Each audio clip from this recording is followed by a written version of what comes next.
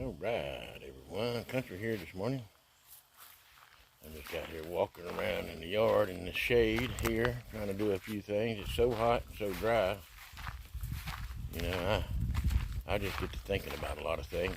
So today, that's all it is. It's going to be a little video today about some things that's been going through my mind about things. You know, and what's happening. So it's really dry right now in this big drought here.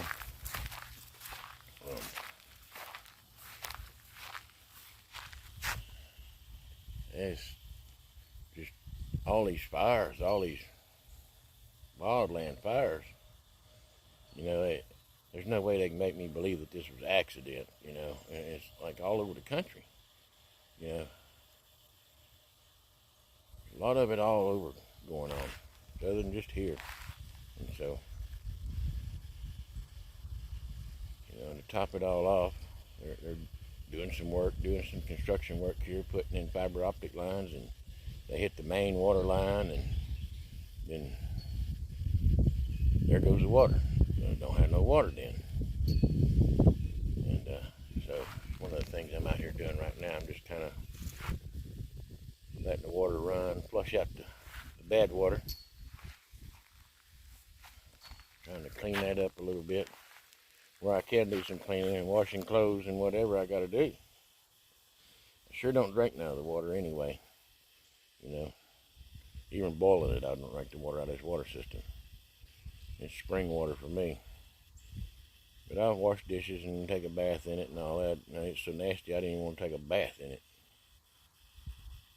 So, you know, which just all gets me to thinking about stuff. You know, it got these places where they've been having these fires, and they'll come and evacuate people, you know. You know, and you should have a bug out plan, evac plan. You know, you should have that plan in case you need it. Have a way to lock up all your valuables. Anything you got to leave behind needs to be locked up in something that's fireproof and theft proof.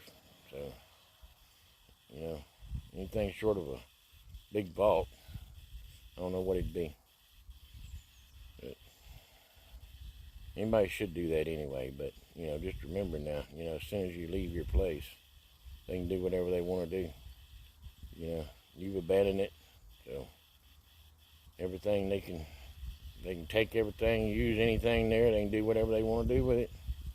So that's one thing to think about too. You know, unless you absolutely do not feel safe there, then, you know, you don't evacuate.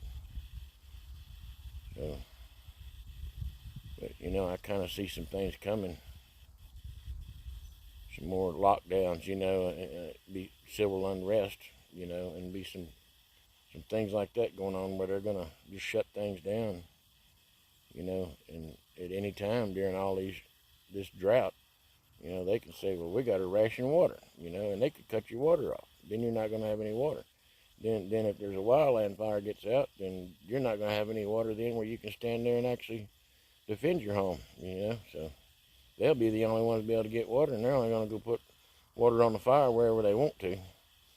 Because just north of me, there's been some bad fires, and one little old town burned up. I don't know, 8 or 9 homes burned up. And another place, I don't know, some homes burned up in there too. And so they really can't do it all. They can't get to it all. They're only going to do whatever they can do or whatever they want to do. So there's some things you can do to prevent that from happening to your place.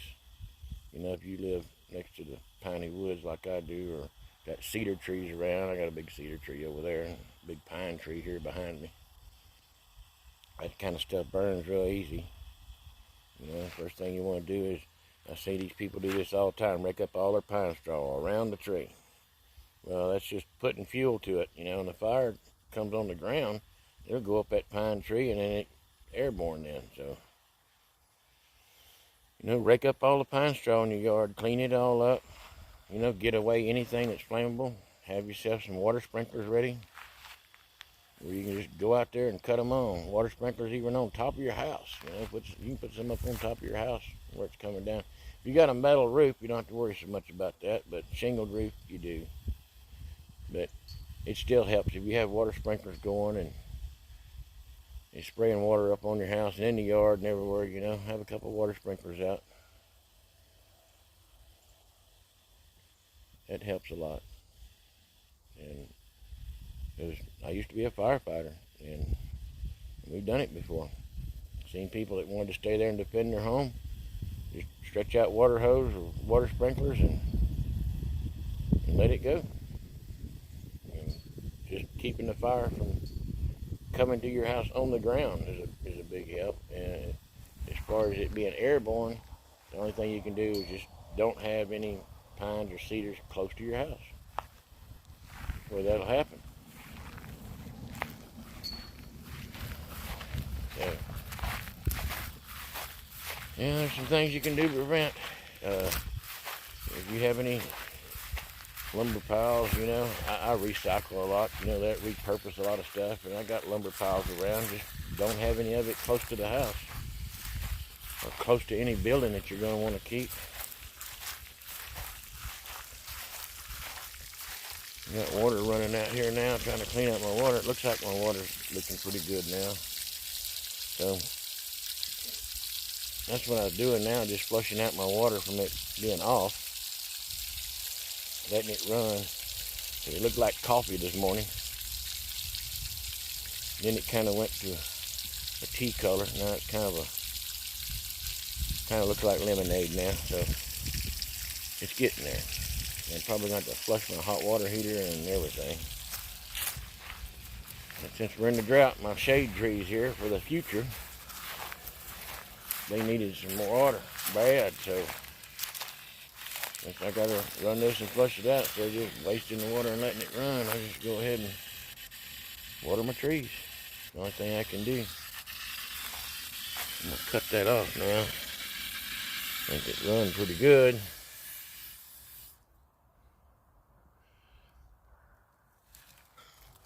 Yeah, I'll stick around. I'm going to show you some more. I'll show you a few things as I go here and as I'm kind of cleaning today, and you kind of get an idea maybe what you need to do on your place. So y'all keep watching. Alright, there's that big pine tree. This is where I work on all my projects at, as you can see. Sit here in the shade. But if you look, there's pine cones and pine straw and all. It's all piled up around this tree. So that's one thing I can do for prevention, is to rake all this back where the fire can't come on the ground, and then up toward my house more, and even cut some of the grass. So I'm going to clean that up, get that out of here, and pile it somewhere away from the house. Get it all piled away from the house somewhere in a pile that I can burn later. But just get this up, keep that, at least the fire won't come in here on the ground, and it won't come in here and then go up the big pine tree then, you know, and then go on and be airborne. All this pine straw falling off like it's fall. That's because it's such a drought. But I'll just get out here and kind of pick up some of this, all these little sticks and stuff that's around, and all the pine straw that's around these trees really needs to go. So I'll rake all that back, you know. Maybe we can prevent something from happening. Help it a little bit. And of course, if you got any gas cans sitting out on the ground, you probably want to pick them up too. Don't leave that sitting out. My firewood pile there next to that tree, it's probably going to be too much trouble to move, so that's all oak. Sitting on oak pallets, so I may just leave that, but I got a lighted pine pile over there.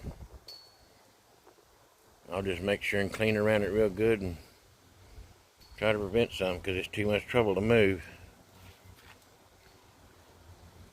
So that's what I'm going to be working on right here. Alright, I raked up a few piles around here. Got a pile over there and a pile here. And whatever, something on the other side of this picnic table. But whew, it's so hot, you know, and even though you're in the shade, you know, there's a little bit of wind blowing, but it's a hot wind. Wind don't do nothing but just suck the moisture out of your body, so just take it a little bit at a time. Just do a little bit at a time. Don't overdo yourself.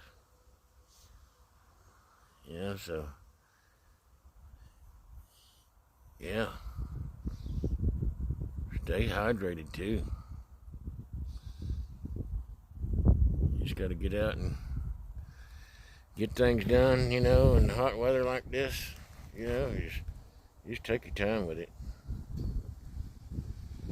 It's gonna take me a little bit, but I'll get it done. Well, I've got some pretty good sized piles here I'm working on. They're just so unbearably hot, you know. Take your time, stay hydrated. That's all you gotta do. Just keep plugging away at it. It's not really all that hard of work. Alright, you just keep getting at it. A little rake, a little collapsible rake works pretty good. Right there. Oh, I just let it fall.